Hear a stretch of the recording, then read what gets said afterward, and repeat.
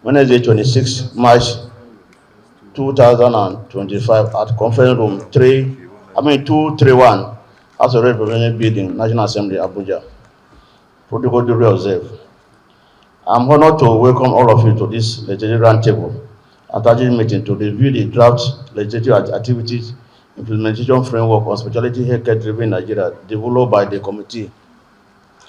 It may be recalled that the committee first legislative roundtable with stakeholders was held on the 28th of February 2024, a year ago, where stakeholders were invited to consider the committee mandate, jurisdiction planning of legislative activities, identifying partnership and Okor, brain surgeon, who was actually trained in the United Kingdom but moved back to Nigeria 9 years ago. One of the things I always say is that the Nigerian patients are worth it. That's my mantra. So the key thing is that if we look at this framework, this legislative framework, lots of work has been done into it. And so, ladies and gentlemen, you can give a round of applause for all the great work that has actually gone into this. Round of applause. But the key thing is that looking at this framework, we can see that there are some key things that we're really trying to push with this framework according to what's on the document.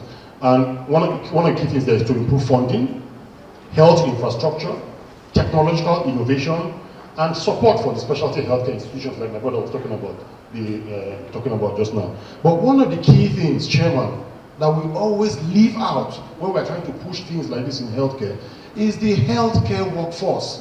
It is extremely important, okay?